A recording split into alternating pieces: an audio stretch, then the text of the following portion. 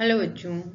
आज का हमारा कृषि अर्थशास्त्र या एग्रीकल्चर इकोनॉमिक्स में जो टॉपिक है वो है एग्रीकल्चर फाइनेंस और क्रेडिट, कृषि वित्त या कृषि साख के बारे में आज हम इस टॉपिक में पढ़ेंगे कि कृषि वित्त या कृषि साख क्या होती है, इसकी आवश्यकता क्यों पड़ती है और इसको विभिन्न श्रेणियों में या इसका क्लासिफिकेशन हम कैसे करते हैं। तो इसमें हम तीन चीजें पढ़ेंगे कि कृषि वित्त का अर्थ, मीनिंग ऑफ एग्रीकल्चरल फाइनेंस कि किसको कहते हैं हम कृषि वित्त या कृषि साख हम कहते किसको हैं, नीड फॉर एग्रीकल्चरल फाइनेंस कि कृषि वित्त की आवश्यकता हमको क्यों पड़ती है, और इसका क्लासिफिकेशन हम या वर्गीकरण हम कितने भागों में कितनी तरीके से कर सकते हैं, किस किस प्रकार से कर सकते हैं। तो कृषि वित्त का वर्गीकरण जब हम लेंगे तो इसमें दो आधार पर हमने कृषि वित्त का वर्गीकरण किया है कि एक तो आवश्यकता के अनुसार कि किसान को किस किस तरह की आवश्यकता है, उत्पादक कार्य के लिए है, अनुत्पादक कार्य के लिए है या उपभोग के लिए है, किस कार्य के लिए उसको कौन सी तरह की आवश्यकता है, उसके आधार पर हम ऋण को डिवाइड करते हैं या बांटते हैं कृषि ऋण को। और दूसरा है समय के अनुसार, समय के अनुसार हम लेंगे कि अल्पकालीन ऋण की आवश्यकता है, मध्यमकालीन या दीर्घकालीन ऋण की उसको आवश्यकता है। तो इस आधार पर हम आगे इसमें वर्गीकरण करेंगे। तो सबसे पहले हम लेते हैं कृषि वित्त का अर्थ, मीनिंग ऑफ एग्रीकल्चरल फाइनेंस और क्रेडिट। कृषि वित्त या साख होती क्या है?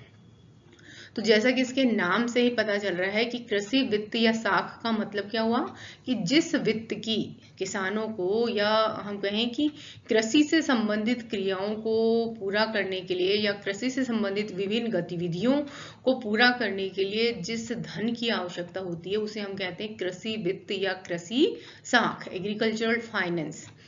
जैसे किसान है, भारत जैसे देश या अल्प विकसित या विकासशील देश हम यदि कहें तो उन देशों में क्या होता है, कृषि का योगदान जो होता है आर्थिक विकास में बहुत महत्वपूर्ण होता है। उन देशों का जो विकास है, आर्थिक विकास है, वो कृषि पर निर्भर करता है। कृषि या उससे संबंधित जितनी भी क्रियाएं हैं उनके कारण यदि उनका विकास नहीं होगा तो वहां पर अन्य चीजों का विकास संभव नहीं है। तो इन देशों में चाहे वो अल्प विकसित देश हो चाहे वो विकासशील देश हो, कृषि से संबंधित गतिविधियों का संचालन जो है वो सही तरीके से होना चाहिए। मतलब कहने का जैसे विभिन्न अर्थशास्त्रियों ने कहा भी है कि यदि कृषि का विकास नहीं होगा तो इन देशों का विकास असंभव है। तो इसलिए हम कहते हैं कि कृषि वित्त, अब बात आती है कि कौन सी क्रियाएं हैं जिनके लिए धन की आवश्यकता पड़ती है। तो खेती में जब से हम जुताई से लेकर उसकी कटाई या फसल की बिक्री तक विभिन्न गतिविधियां होती हैं। जैसे कि यदि कृषि में सबसे पहले जुताई करेंगे, फिर उसमें सिंचाई की, खाद बीज इस तरह की जरूरत पड़ेगी या सिंचाई की व्यवस्था करनी पड़ेगी। जब बीज फसल तैयार हो गई तो उसके विपणन के लिए गोदाम की आवश्यकता है या शीत गृह की आवश्यकता है, या उसको ले जाने के लिए, मंडी तक ले जाने के लिए साधनों की आवश्यकता है, परिवहन के जो साधन है उनकी आवश्यकता है। तो इन सभी कार्यों के लिए किसान को क्या होता है, धन की आवश्यकता होती है। और चूंकि अल्प विकसित और विकासशील देशों में हम जानते हैं कि वहाँ की जो आर्थिक स्थिति है किसानों की वो ज्यादा अच्छी नहीं होती है, मतलब वहां पर अधिकतर गरीबी पाई जाती है। तो इन लोगों के पास, इन किसानों के पास, क्योंकि ये सारे कार्य करने के लिए कृषि से संबंधित विभिन्न, यदि जुताई का काम करना है या कोई बीज खरीदना है, खाद खरीदना है, कीटनाशक खरीदने हैं, कृषि यंत्र खरीदने हैं, सिंचाई की व्यवस्था करनी है, इन सब कार्यों के लिए उनके पास धन नहीं होता है। धन मतलब पूरा नहीं होता है। तो इसलिए वो क्या करते हैं, इसके लिए उन्हें ऋण की आवश्यकता पड़ती है। तो इन सभी गतिविधियों के लिए जिस धन की आवश्यकता होती है उसे हम कहते हैं कृषि वित्त या साख। मतलब किसान को विभिन्न कृषि संबंधित क्रियाओं के संचालन के लिए जो धन की आवश्यकता होती है वो कहलाता है कृषि वित्त या कृषि साख। तो ये तो हुआ कृषि वित्त या कृषि साख का अर्थ क्या है, मतलब किसको कहते हैं हम कृषि वित्त। तो इसके जैसे कि नाम से ही हम बता सकते हैं कि कृषि वित्त, कृषि से संबंधित क्रियाओं के लिए जिस वित्त की आवश्यकता होगी वो कहलाएगा कृषि वित्त या कृषि साख। अब हम बात करते हैं दूसरा अपना कि कृषि वित्त की आवश्यकता किसानों को क्यों पड़ती है। जैसे कि मैंने पहले ही बताया कि चूंकि अल्प विकसित और विकासशील देश जो हैं वहां पर गरीबी पाई जाती है और ग्रामीण क्षेत्रों में ये गरीबी और ज्यादा होती है। और वहां पर चूंकि विकास जो है, आर्थिक विकास, वो भी कृषि पर ही निर्भर करता है। तो कृषि का विकास वहां पर अनिवार्य हो जाता है, लेकिन उस कृषि के विकास के लिए या उससे संबंधित जो भी कार्य होते हैं उनके लिए पर्याप्त मात्रा में किसानों के पास धन नहीं होता है। तो इसलिए किसानों को क्या करता है, अपने फसल की जुताई करनी है या बुआई करनी है या खाद बीज रासायनिक खाद खरीदने हैं या कृषि यंत्र खरीदने हैं या भूमि पर कोई स्थायी सुधार करना है, तो इन सब कार्यों के लिए उन्हें धन की आवश्यकता पड़ती है। तो इन कार्यों को पूरा करने के लिए जिस धन की आवश्यकता, चूंकि उन्हें धन की आवश्यकता होती है और चूंकि ग्रामीण क्षेत्रों में गरीबी ज्यादा है, उनके पास पर्याप्त धन नहीं होता है, इसलिए वो इसके लिए ऋण लेते हैं। तो कहने का मतलब हुआ कि किसानों को कृषि वित्त की आवश्यकता क्यों पड़ती है। एक तो कृषि से संबंधित जितने भी उत्पादक कार्य हैं उनके लिए ऋण की आवश्यकता होती है। दूसरा क्या होता है कि जब फसल की बुआई या जुताई जो होती है और फसल की बिक्री, इन दोनों के बीच में एक लंबा समय होता है। उस बीच की अवधि में, जो कि हम कह रहे हैं कि किसान बहुत गरीब हुए हैं, तो उस बीच की अवधि में उसको अपनी विभिन्न आवश्यकताओं को, जैसे उपभोग से संबंधित जितनी भी आवश्यकताएं हैं उनको पूरा करने के लिए धन की आवश्यकता होती है। तो इसके लिए भी किसान जो है वो ऋण लेता है। अब हम कृषि वित्त को, उसकी आवश्यकता का क्या उद्देश्य है और समय, दो आधारों पर हम कृषि वित्त का वर्गीकरण करेंगे। एक तो आवश्यकता के आधार पर और एक समय के आधार पर। तो पहला लेते हैं कि आवश्यकता के आधार पर कृषि वित्त का वर्गीकरण हम कैसे कर सकते हैं, मतलब किस तरह की आवश्यकता है किसान को धन की, तो उसके आधार पर हम 3 भागों में बांट रहे हैं, मतलब 3 तरह से उसका वर्गीकरण कर रहे हैं कृषि वित्त का। एक होता है उत्पादक कार्य से संबंधित ऋण या प्रोडक्टिव लोन हो सकता है। दूसरा उपभोग से संबंधित ऋण है, कंजम्पशन डेट है, या अनप्रोडक्टिव डेट, अनुत्पादक ऋण है। मतलब किसान की आवश्यकता के आधार पर हमने जो कृषि वित्त है उसको, या कृषि ऋण है या कृषि साख है, उसको 3 भागों में बांट दिया। एक उत्पादक कार्य से संबंधित ऋण हो गया, एक उपभोग से संबंधित ऋण हो गया, और एक होता है अनप्रोडक्टिव या अनुत्पादक ऋण। तो इन तीन चीजों के लिए किसान जो है ऋण लेता है। अब देखते हैं कि उत्पादक कार्यों में कौन से कार्य सम्मिलित होते हैं, उपभोग से संबंधित ऋण में क्या होता है और अनुत्पादक ऋण कौन सा होता है। तो सबसे पहले लेते हैं उत्पादक कार्य से संबंधित ऋण। जैसे कि इसके नाम से हमको पता चल रहा है कि उत्पादक कार्य से संबंधित ऋण का मतलब क्या हुआ कि जब किसान या तो कृषि में उत्पादकता बढ़ाने के लिए ऋण लेता है, या अपनी आय में वृद्धि किसी और तरीके से कृषि में सुधार करके करना चाहता है। मतलब कहने का मतलब है कि यदि कृषि में जिस ऋण का उपयोग करके किसान जो है कृषि में या तो उत्पादकता को बढ़ाए या कोई स्थायी सुधार करे जिससे उसकी आय में वृद्धि हो या लागत में कमी आए, तो उस ऋण को हम उत्पादक ऋण की श्रेणी में शामिल करेंगे।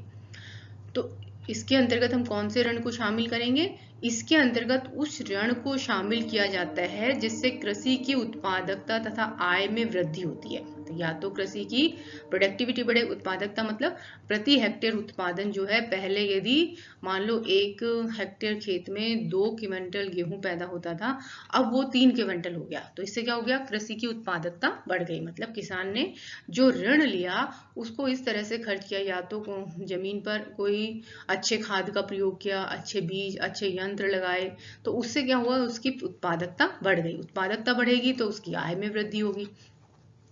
किसानों को प्रायः खाद बीज यंत्र खरीदने, लगान चुकाने के लिए, मजदूरी का भुगतान करने के लिए, सिंचाई की व्यवस्था करने के लिए और अपनी उपज की बिक्री, मतलब जो फसल उसकी पैदा हो गई उसकी बिक्री का मतलब उसको मंडी तक ले जाने के लिए भी उसे धन की आवश्यकता होती है, क्योंकि परिवहन के साधन की आवश्यकता है वहां तक ले जाने के लिए, या कुछ समय लगेगा तो उसको स्टोर करने के लिए गोदाम की आवश्यकता है। तो इन सब कार्यों के लिए या भूमि पर कुछ सुधार करने के लिए, ये सारे जैसे कार्य हैं, कृषि विकास से संबंधित ऐसे कार्य हैं, इसके लिए जो ऋण लिया जाता है उसको हम कहेंगे उत्पादक ऋण।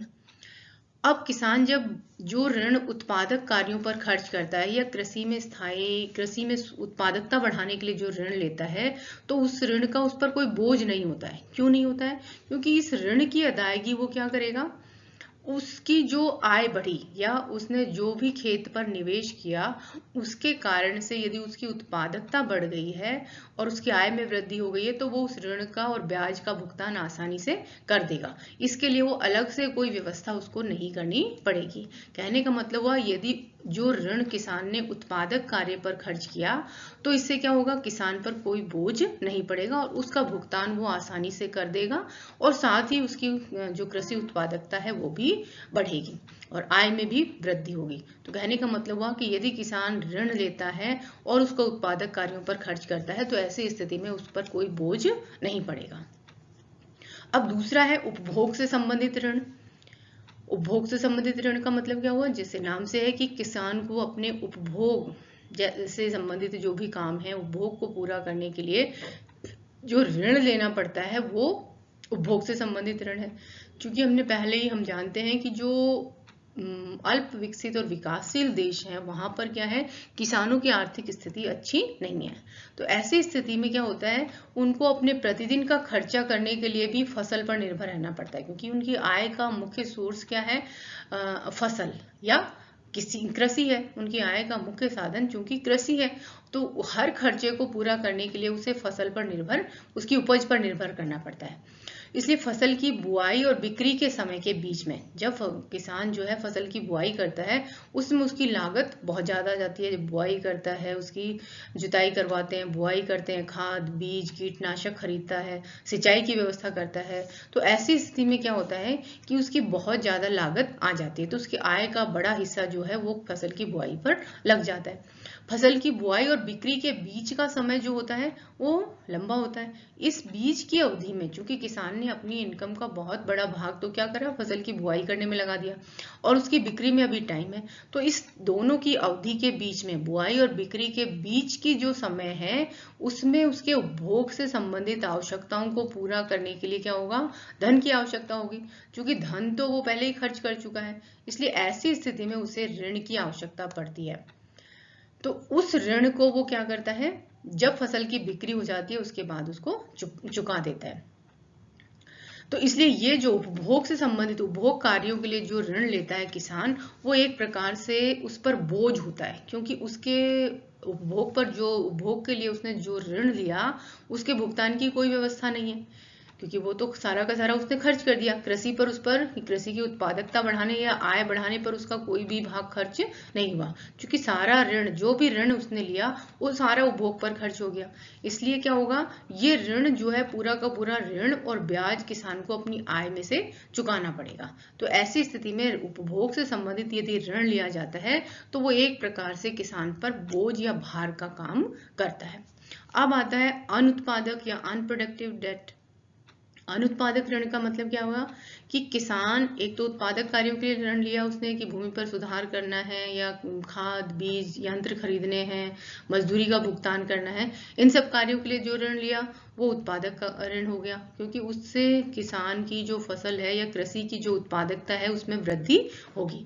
दूसरा उसने लिया कि जब फसल की बुआई हुई और उसकी बिक्री, उन दोनों के बीच के समय में उसको उपभोग से संबंधित आवश्यकताओं को पूरा करने के लिए धन की आवश्यकता होती है और इसके लिए भी उसे ऋण लेना पड़ता है। तो इस ऋण को हम कहते हैं उपभोग से संबंधित ऋण।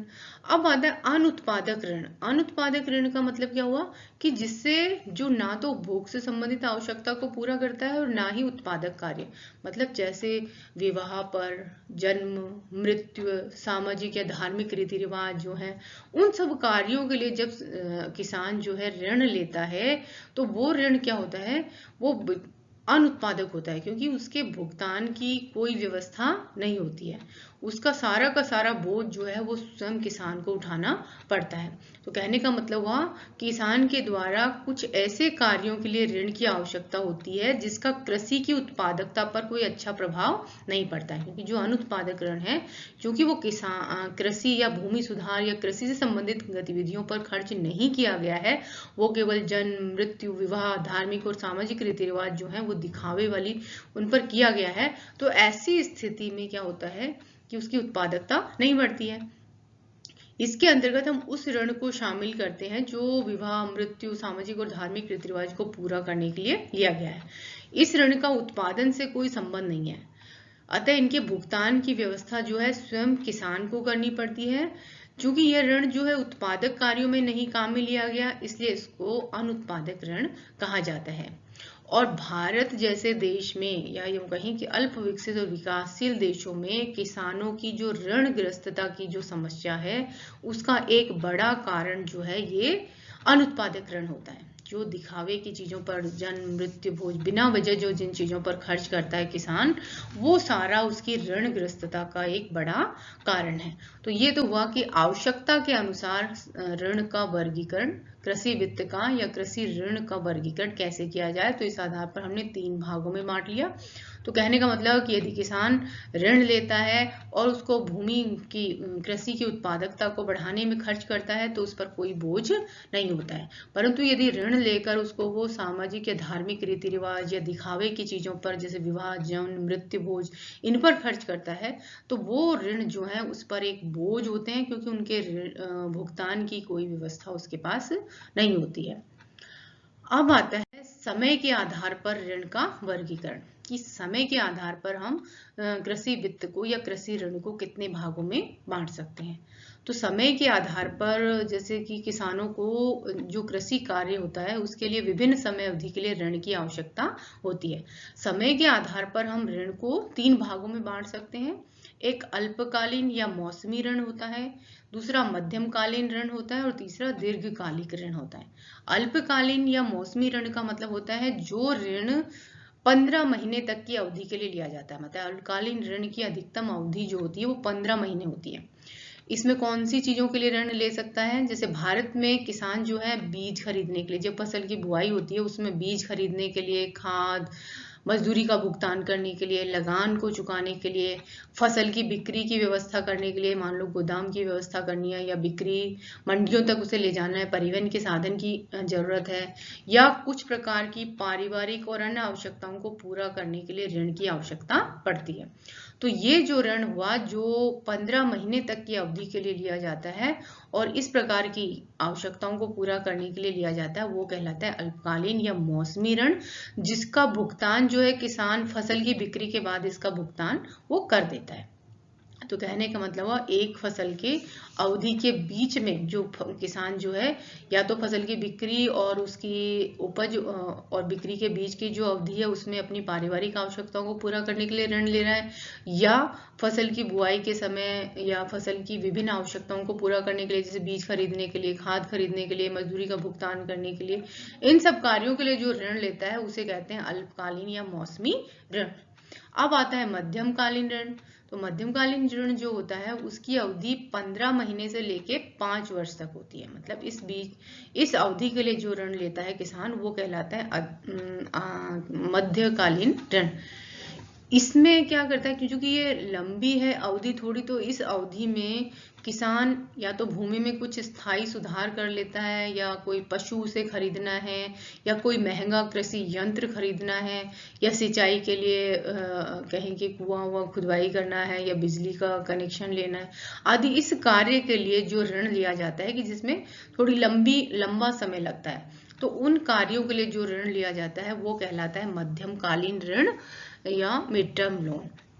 तो किसान के द्वारा इन सब कार्यों के लिए जब ऋण लिया जाता है, मतलब 15 महीने से 5 वर्ष तक की अवधि के लिए ऋण लिया जाता है, तो वो कहलाता है मध्यमकालीन ऋण। तीसरा हुआ दीर्घकालीन ऋण। ये ऋण जो होता है वो 5 वर्ष से अधिक लंबी अवधि का होता है। तो इस अवधि में किसान, जब कई बार क्या होता है किसान को भूमि खरीदनी है, या भूमि पर कोई स्थायी सुधार करना है, या मान लो पुराने ऋण का भुगतान करना है, या कोई महंगा कृषि उपकरण खरीदना है, या मान लो और कोई पूंजीगत सामान जो किसी के योग्य होता है वो खरीदना है, तो उन सब कार्यों के लिए जब जो ऋण लिया जाता है उसकी अवधि लंबी होती है। क्योंकि वो ऋण क्या होगा, बड़ी मात्रा में ऋण लेगा। यदि भूमि खरीदनी है तो उसे बहुत ज्यादा मात्रा में धन की आवश्यकता होगी, भूमि पर स्थायी सुधार करना है तो भी उसे ज्यादा धन की आवश्यकता होगी। तो उसकी जब धन की मात्रा ज्यादा है तो ऐसी स्थिति में उसका वो लंबी अवधि के लिए उस ऋण का लेगा, क्योंकि उसका भुगतान जो है उसे थोड़े समय में वो नहीं कर पाएगा, उसके भुगतान के लिए उसे काफी लंबा समय चाहिए। तो कहने का मतलब हुआ कि किसान के द्वारा जब 5 वर्ष से अधिक की अवधि का जो ऋण लिया जाता है तो वो कहलाता है दीर्घकालीन ऋण। और ये ऋण जो है वो भूमि पर या तो नई भूमि खरीदनी है, या भूमि पर कोई स्थायी सुधार करना है, या पुराने ऋण कोई चल रहा है उसका ब्याज बहुत ज्यादा है तो उसका भुगतान करना है, या महंगा कृषि यंत्र खरीदना है, इन सब कार्यों के लिए किसान के द्वारा दीर्घकालीन ऋण लिया जाता है। तो इस आधार पर, समय के आधार पर हमने 3 भागों में बांट दिया कि 15 महीने तक का यदि ऋण है तो वो अल्पकालीन ऋण हो गया, जो अल्पकालीन आवश्यकताओं को पूरा करने के लिए लिया जाता है या मौसमी आवश्यकताओं को पूरा करने के लिए लिया जाता है। 15 महीने से 5 वर्ष तक की अवधि का यदि ऋण है तो वो मध्यमकालीन ऋण हो गया, और यदि 5 वर्ष से अधिक की अवधि का कोई ऋण लिया है तो वो कहलाता है दीर्घकालीन ऋण। तो इस तरह से हमने समय के आधार पर लिया कि ऋणों को हम 3 भागों में बांट सकते हैं। तो इस तरह से ये हुआ हमारा कि कृषि वित्त का अर्थ क्या होता है। कृषि वित्त का अर्थ हो गया कि जो ऋण कृषि से संबंधित आवश्यकताओं को पूरा करने के लिए लिया जाता है वो कहलाता है कृषि वित्त। फिर हमने लिया कि कृषि वित्त की आवश्यकता क्यों पड़ती है, तो इसमें हमने लिया कि जो अल्प विकसित और विकासशील देश हैं वहां पर क्या है, आर्थिक विकास कृषि पर निर्भर करता है, तो इसलिए वहां पर, और वहां के जो किसान हैं वो गरीब होते हैं, तो उन्हें अपनी आवश्यकताओं को पूरा करने के लिए जब धन की आवश्यकता होती है तो इस तरह से उन्हें ऋण लेना पड़ता है। फिर हमने लिया ऋण का वर्गीकरण, एक तो आवश्यकता के आधार पर, तो आवश्यकता के आधार पर ऋणों को हमने 3 भागों में बांट लिया, उत्पादक, अनुत्पादक और उपभोग से संबंधित ऋण। फिर लिया हमने समय के आधार पर, तो समय के आधार पर भी ऋणों को 3 भागों में बांटा, 15 महीने तक का ऋण अल्पकालीन ऋण, 15 महीने से 5 वर्ष तक का मध्यमकालीन, और 5 वर्ष से अधिक लंबी का अवधि का जो ऋण है वो दीर्घकालीन ऋण की श्रेणी में आया। तो इस तरह से ये हुआ हमारा कृषि वित्त और उसका वर्गीकरण। धन्यवाद।